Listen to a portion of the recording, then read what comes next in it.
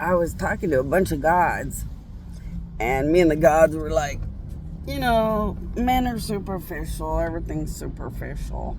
Because, I got so mad at that husband. He was one of the chosen. He was one of the best men on this planet. And it's like, I shouldn't have to talk to you about let's jump up and live on overload, for the love of God's angels, the betterment of everything good and deserving. And like, I shouldn't have to ask you to talk about it. These gods were like, yeah, it's a pretty shitty planet. You kind of gotta take over their soul and kind of make them or transform them a little bit, because like this planet's not that impressive right away. And we were talking about it, like, out of all the ones that are chosen, they still wouldn't have loved you as a dead nothing. And I was like, oh, no, maybe not, probably not. The ones that are chosen, that loved and worshipped me as a dead, degraded nothing, those are the ones that get the biggest, best, most out of control of my powers.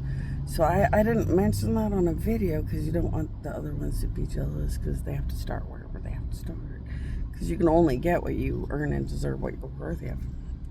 But the ones that always truly worshipped me in life and death, in ups and downs, and it was right, they are living the dream that nothing else is living.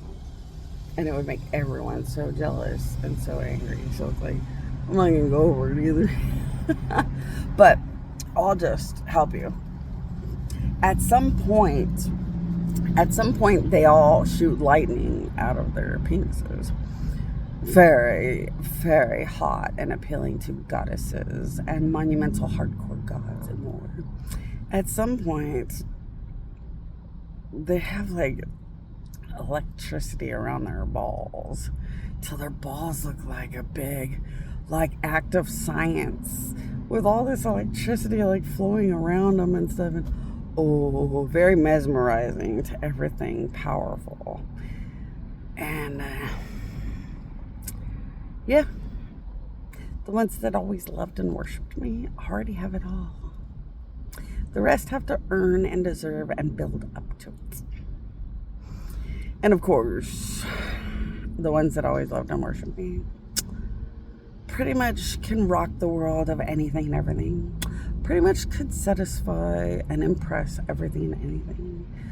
And of course, because they're mine, are completely hooked up to be every dream of every dream of every dream. Because of course I'm the mother of everything. So they have to have and be the best of everything. Oh man, if the rest of them knew, they'd be so jealous, and I wasn't gonna do anything. And then some god right now, he's like, you better just post it. These men are not impressive enough, and this will create competitive edge. And the more I thought about it, I was like, you're right. Jealousy creates amazing competitive edge. So here we go. We're going to give it a try.